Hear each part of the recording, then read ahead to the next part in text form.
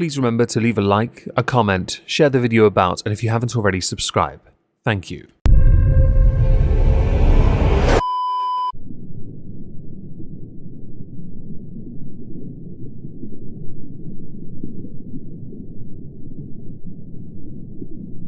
Well, isn't this just fantastic? How did Mudahar own you? I was really confused about this line. I know that like Mudahar's like wife like really dislikes me. I think what it comes down to is like I got into a fight with like one of her friends, and so she just like hates me after that. So maybe it has something to do with that. I'm not really sure. I gotta just, you know, these people really channel that A-log energy from Kiwi Farms. It's crazy. When your entire channel has devolved into solely white knighting for one person who is less relevant than rice scum. Well, on YouTube anyway, it speaks volumes about the nature of what your channel has become and you as a person too. Anyway, welcome everyone to This Week at Twitter, or twat. That was what we're starting with. It was tweeted out by many people, in fact, as a form of cope to Turkey Tom's video on his second channel, quite a decent video, detailing why Tipster is now a lolcow, and the fact that he has devolved to such a sad bunch of tropes, middle-aged ones of, they just all want the tip, I like my goth mummies, that's him not me, I'm Amish after all, and the fact that he will white knight for people that aren't really that important, yet he thinks they are quite important. To me, Keffels is a junkie that misused money that was raised so that Keffels could go and hide so Keffels could continue a war with Kiwi Farms that failed, like Punk trying to defeat the metal. Turns out it couldn't, because Punk only knows 3 chords. So next, I want to show you another video. This particular video is doing its rounds on Instagram and Twitter, responded to by a number of more conservative commentary people, and it does raise some questions that we perhaps should consider addressing. Maybe finding a way to answer it, because I don't have the full context, I only have the clip itself. What kind of world do we live in, where a normal, regular girl cannot find just a regular guy out here to date? Because these guys don't want a real woman. They want a fantasy. They want to live in this fake fantasy world. They would rather jack off to some screen, to some robot, rather than actually deal with a real human being and what comes with that. You know why? Because it's easier. And I am done. I'm done. There are 2 ways of tackling this, one with a reasonably serious response, another being a dickhead. So I'll go to the dickheaded one first. Have you considered asexuality and alcoholism? To the more reasonable response. The nature of the dating game has changed. COVID really helped that. But things like dating apps, online dating have been going for years. Some people manage to make it work, but like the real world, it is contingent on really good communication. But a lot of people are starting to lean more in favor of the physical aspect. Someone you can be intimate with, and I don't just mean the sexy time. No, I also mean someone you can cuddle, someone you can just sit with, hold hands. Something which when I was at university, I noticed with a lot of couples was well and truly haram, because people were so uncomfortable, so reserved, so held back. It's interesting to see the generational shift, I guess. Maybe they've learnt the lessons from the old. Either you adapt with it and make those changes, you change something in your life perhaps, take a leap of faith, or you are patient. You practice it anyway, and you may well find, if you are lucky, somebody will come into your life. But if you are that desperate for someone to be in your life, for the dating game to change, you need to change with it. The measure of intelligence is the ability to change. Words spoken by Albert Einstein. Words that are applicable when it comes to dating. Moving on, I want to show you one more video, because I find lots of things shared that come from TikTok typically on Twitter. Obviously I do. If you watch a Megon 2, yes. If you watch Rumble, most certainly. On Rumble, I'm an even bigger dickhead. It's quite refreshing. Go check me out. With somebody that equates someone who does not care for those who are trans with white supremacy, because it is only those who are white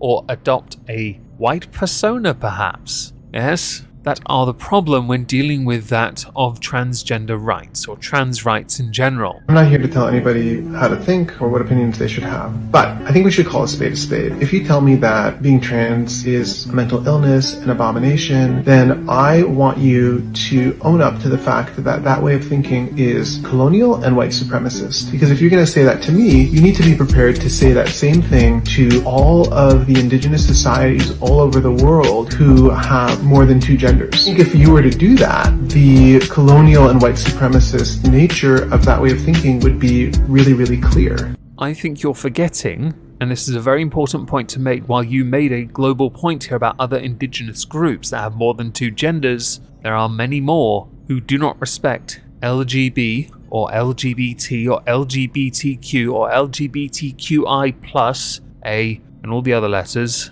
groups at all. If you forget that, then that's fine, but you often find a lot of them are from other areas of the world that are not Europe, that are not the West basically, and are themselves not white. You are focusing on very small groups to make a grand global point while ignoring a grand global number, quite a significant one in fact. To deny that is to deny reality for your own echo chamber's sake. It is disingenuous, but you do make a point. It's on record. I don't have to agree or disagree with you, because your point is an extreme one that doesn't even make the basic one. And making a large-scale point in the way that you have to denounce white colonial supremacy and all that bull is cute. Any excuse to hate the white person, right? You don't need an excuse to hate them, just breed them out of existence. Or turn them into cybermen, whichever you prefer. Sorry, cyber them. I don't want to be non-inclusive here. Since I've already mentioned Rumble, go follow me there by the way, we're aiming for 1,000 followers by the end of the year. I noticed Rumble was trending at the end of last week. There were a number of tweets I saw do their rounds, and I thought I'd read them so we can try and get why they were trending. And rather amusingly, the first 3 tweets that are at the top all come from the Quartering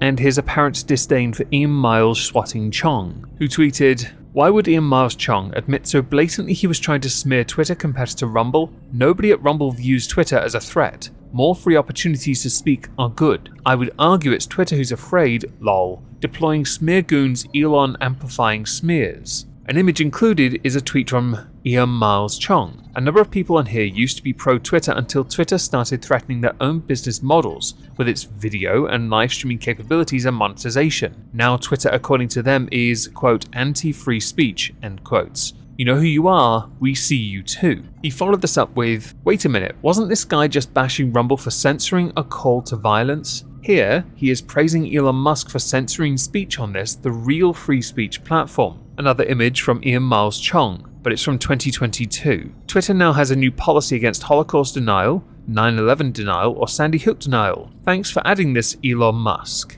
That might be sarcasm, but I don't know for certain. Oh, and whoa, look at all this censorship on Twitter. How come Ian Miles Chong and others in Elon's inner circle had so much to say about Rumble removing a single video, but nothing about this? Included Twitter's terms of service and zero tolerance policy. It's quite important. The reason why is because I believe, and it concerns what's his name? Nick Fuentes, that's it. He had a live stream removed from Rumble. Rumble have to play the game like everyone else, and there are some topics too spicy for Rumble. In the case of Nick Fuentes, he's busy being used to say the N-word in all these various places surrounded by people who are given the pass to say the N-word, right? That makes sense. He's a joke. He's a wannabe catboy, but definitely a lolcow. And given more time, Nick Fuentes will become a lolcow. Whether you agree with him or not, you cannot deny his actions make him look like an absolute bellend. And it's hilarious to me that the platform I believe he runs, Cozy,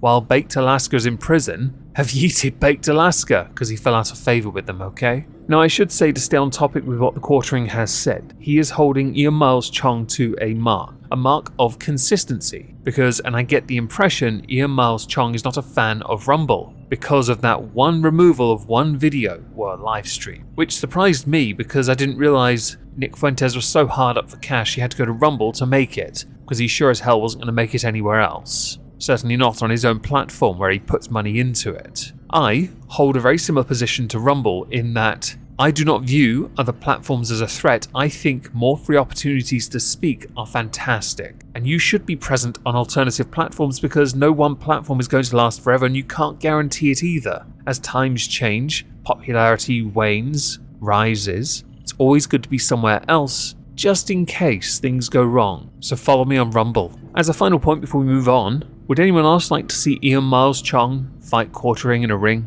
I mean, it'd be quite funny, wouldn't it? Yeah. Before we get to the final subject, I want to read this tweet because it made me laugh a fair bit, the insult at the end especially. To the few idiots on Twitter who criticised my love for the United Kingdom by coming from my immigrant status. 1. My dad has worked for the NHS for almost 20 years. 2. My mum has worked with and for British charities for almost 20 years. 3. I have worked in the arts in this country for most of my adult life, in theatre and for the music industry, including music labels associated with the Brit School, as well as other prestigious British arts institutions. Go criticise those who came to this country to scrounge. My family adores the UK and have contributed gladly, not out of simple obligation, but out of genuine morality. Anything we have gained as a result are fruits of our labour. What have you done, vinegar tits? I may have to put vinegar tits into my regular insult repertoire. For those who come to this country and willingly pay their way, work their way, earn their way, I take no issue with them. I, like that of Rudy, take issue with those who come to this country to scrounge.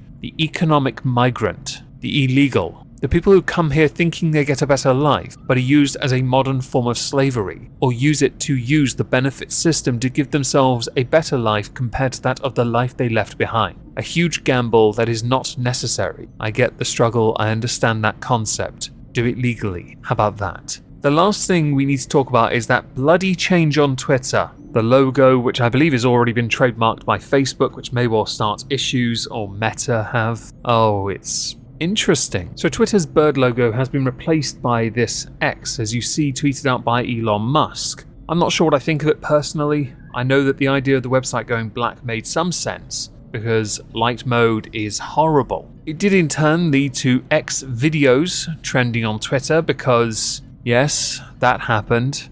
It's not even a joke, by the way. People would put the X on Twitter and end up being sent to porn sites. Congratulations. Sargon of Akkad had a rather interesting interpretation of this that I thought I'd share. I'm not sure that the move to rebrand Twitter as X is wise. Twitter's branding was actually really clever and hit upon a series of positive feelings, and changing that might have significant consequences. The Twitter theme of birds tweeting at one another in the trees, rendering a sky blue logo. This is actually quite pleasant and speaks to nature, which is something value neutral. Everyone likes some aspect of the natural world, and couching this platform in those terms is not intrinsically undesirable to anyone. Twitter's style is gender neutral and has pleasant broad appeal. It also comes with a kind of ethic. This is a social place where the people come to talk like birds chirping to one another. It feels friendly and naturally lends itself to the memetic tweet. It has a sense and a logic to it. Twitter and tweeting as concepts come packaged with them as a set of other cultural styles, expectations and depth. It is a rich concept which has dimensions beyond merely putting a message on the internet. By contrast, X is an abstract, stylized logo which doesn't contain any of this aesthetic content. While the new logo is pleasantly rendered, the nature of the rendering itself is very different and creates an aesthetic experience which is tonally contrasting with the previous Twitter theme. The way X is rendered is futuristic, stylistic, cyberpunk, abstract. It is actually exactly what I would expect from a Gen X man designing something he thinks would appeal to people, but really it appeals to the kind of person he is. This is the exact opposite kind of aesthetic that Twitter presents. While Twitter's theme is grounded in the real world, X is grounded in things that don't yet exist. The cultural framing of X is also not pro-social. The cyberpunk future is egoistic and concerned with liberation. Society is becoming more atomized, and X seems to be a reflection of that, whereas Twitter was at least a reflection of a community. I am the same kind of person as Elon. I am a Gen X man who is technically inclined. I am interested in geek activities, video games, I enjoy satirical memes, and I seem to hold the same political values as him. We're both a product of the late 90s, basically,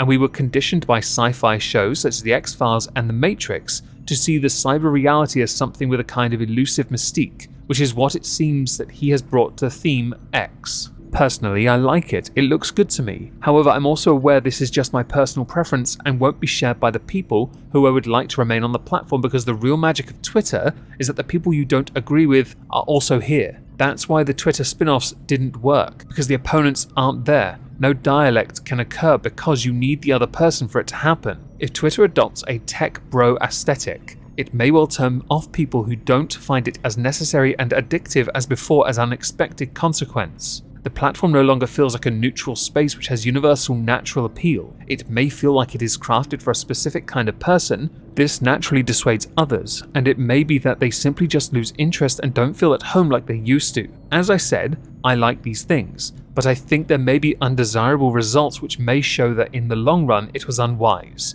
Personally, I probably would have done the same thing as Meta in this circumstance, a company that owns Facebook, Instagram, WhatsApp, but allows those platforms to keep their own existing brand and feeling. I think that Elon should have created X as the company that owns Twitter and integrates its functionality whilst allowing it to remain its own brand and keep its legacy aesthetic. He includes underneath an image of the Twitter logo over the years, and he actually does make a very good point. It's a very long-winded one, but I do agree with him. I actually like the logo, but I don't think it is as neutral appearing as it could be. X is a strange one. I don't quite understand the appeal of it. I know Twitter was removed off the San Francisco HQ, but that can't be because you didn't get permission from the people who own the building. It's really interesting that things are being pushed ahead. I thought that Elon would just U-turn on this one, or maybe do a poll and let the people decide. Maybe he's learnt his lesson though from the past.